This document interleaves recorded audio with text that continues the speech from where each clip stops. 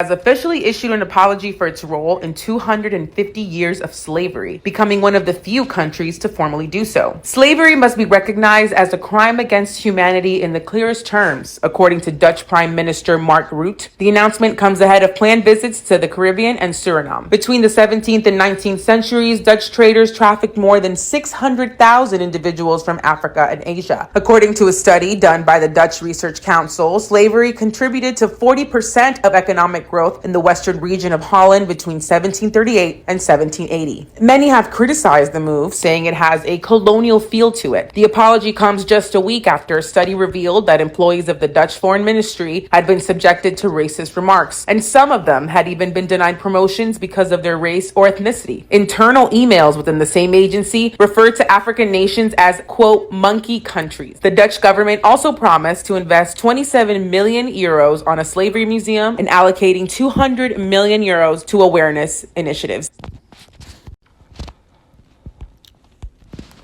This is the book of Colossians, chapter 3, verse 25.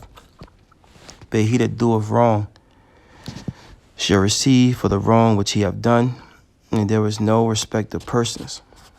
First and foremost, I'll give all praise, honor, and glory to the Heavenly Father, the only begotten Son, Yahweh, Ba'ashem Yahushai, Ba'ashem HaKakwadash. Double honors to our apostles and elders of Great Millstone, teaching us this truth according to the Bible and rule well.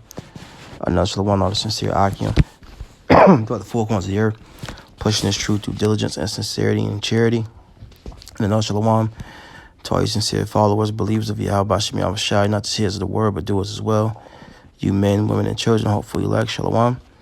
And now, as you saw, it's kind of like a land back response, to the video Elder Apostle Ramlah did, and the head of our camp, Elder Hawad, and you got these devils apologizing for something that they have done, and not just to any old body. See what Esau has done. He has. We'll come back to that, Colossians, Lord's will. What he has done, he didn't just put his hands on anybody. What is that? Zechariah. Yeah.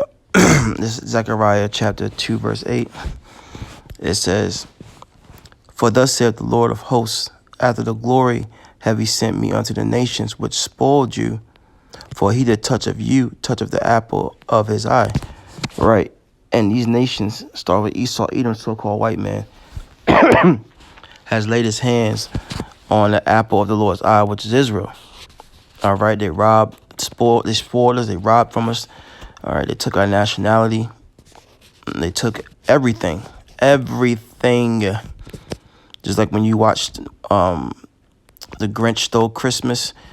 It's one of those scenes where he takes everything out of the house, and there's like a little, even a tree, and then there's like a little ornament rolling around the floor, and he comes back and snatches that up. Well, that's Esau Edom. All right. Took our gold, our land. He took us. All right. And that's why when I brought up that Colossians, let's go back to it. What was that, Colossians?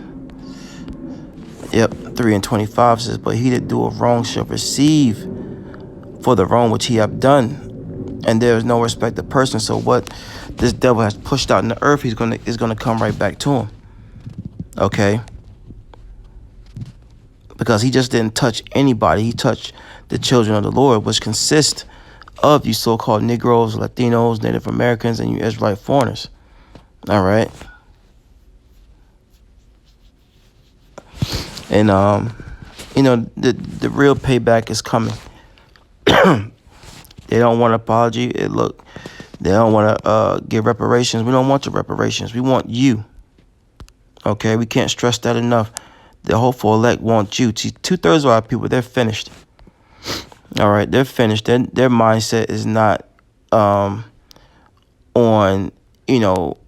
recompense. Their mindset is on how they can continue to prosper in this life, how to continue to please the so-called white man, which is Esau, Edom, according to the Bible.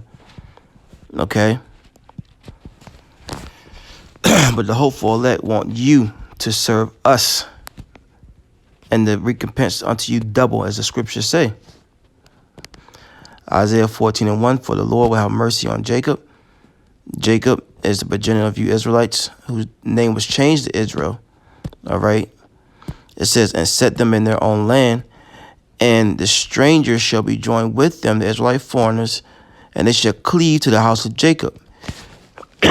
Verse 2, and the people shall take them and bring them to their place.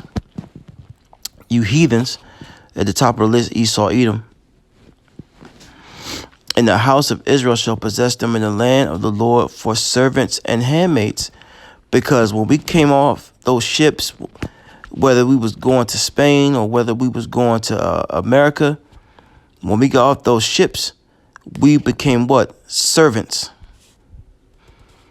We became handmaids. The man, woman, and the child. All right? So the scripture says when you possess something, you own it. Just like we're up under their ownership, in a sense, they're going to be up under our ownership. And that's one of the reasons why they want to stop this word from going out.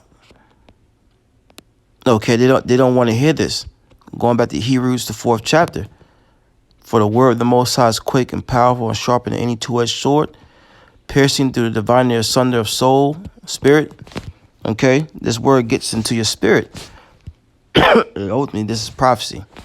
So they don't want to hear it. So they want to get us off the internet, man, and off the streets. But guess what? That's fine.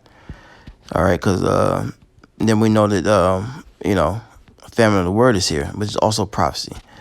But scripture reads on. I don't want to digress anymore. Get away from the topic here. All right. It says, and the house of Israel shall possess them in the land of the Lord for servants and handmaids. Right, so the ones you call monkeys, right, spicks, tomahawks, are going to possess the ones who robbed and spoiled us. And once again, the top of that list is Edomites. All right, which are the so-called white man, woman, and child. It says, and they shall take them captives, who captives they were, and they shall rule over their oppressors.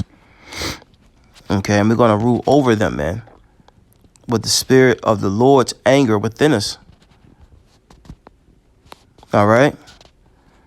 It says, and it shall come to pass in that day that the Lord shall give thee rest from thy sorrow and from thy fear and from thy hard bondage wherein thou was made to serve. See, the Lord's about to give us some rest, man. But you heathen, all right, Edom, you're finished. All right, we don't want your apologies. We don't want your FRN notes. No, we want you. Okay.